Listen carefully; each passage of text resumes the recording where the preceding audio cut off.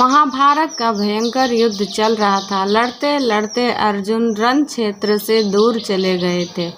अर्जुन की अनुपस्थिति में पांडवों को पराजित करने के लिए द्रोणाचार्य ने चक्रव्यूह की रचना की। अर्जुन पुत्र अभिमन्यु चक्रव्यूह भेदने के लिए उसमें घुस गया। उसने कुशलतापूर्वक चक्रव्यूह में के 6 चरण भेद लिए, लेकिन 7वें चरण में उसे दुर्योधन, जयद्रथ आदि 7 महारथियों ने घेर लिया और उस पर टूट पड़े। जयद्रथ ने पीछे से निहत्थे अभिमन्यु पर जोरदार प्रहार किया। वह वार इतना तीव्र था कि अभिमन्यु उसे सहन नहीं कर सका और वीर गति को प्राप्त हो गया। अभिमन्यु की मृत्यु का समाचार सुनकर अर्जुन क्रोध से पागल हो उठा। उसने प्रतिज्ञा की कि यदि अगले दिन सूर्यास्त से पहले उसने जयद्रथ का वध नहीं किया तो वह आत्मदाह कर लेगा। जयद्रथ भयभीत होकर दुर्योधन के पास पहुंचा और अर्जुन की प्रतिज्ञा के बारे में बताया। दुर्योधन उसका भय दूर करते हुए बोला, चिंता मत करो मित्र, मैं और सारी कौरव सेना तुम्हारी रक्षा करेंगे। अर्जुन कल तक तुम तक नहीं पहुंच पाएगा, उसे आत्मदाह करना पड़ेगा। अगले दिन युद्ध शुरू हुआ। अर्जुन की आंखें जयद्रथ को ढूंढ रही थी, किंतु वह नहीं मिला। दिन बीतने लगा। धीरे धीरे अर्जुन की निशाना बढ़ती गई। यह देख श्री कृष्ण बोले, पार्थ, समय बीत रहा है और कौरव सेना ने जयद्रथ को रक्षा कवच में घेर रखा है। अतः तुम शीघ्रता से कौरव सेना का संहार करते हुए अपने लक्ष्य की ओर बढ़ो।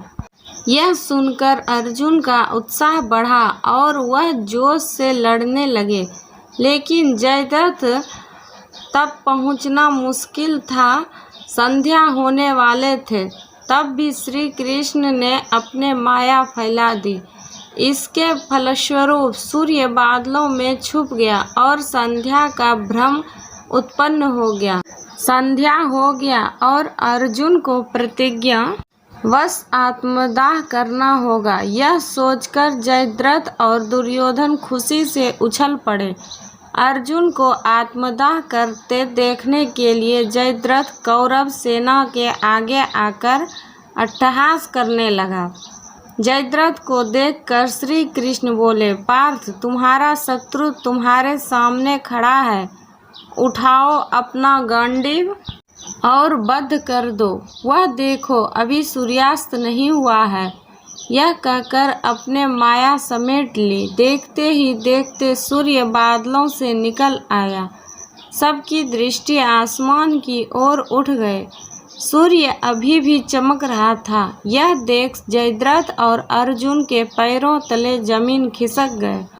जयद्रथ भागने को हुआ, लेकिन तब तक अर्जुन ने अपना गांडीव उठा लिया था।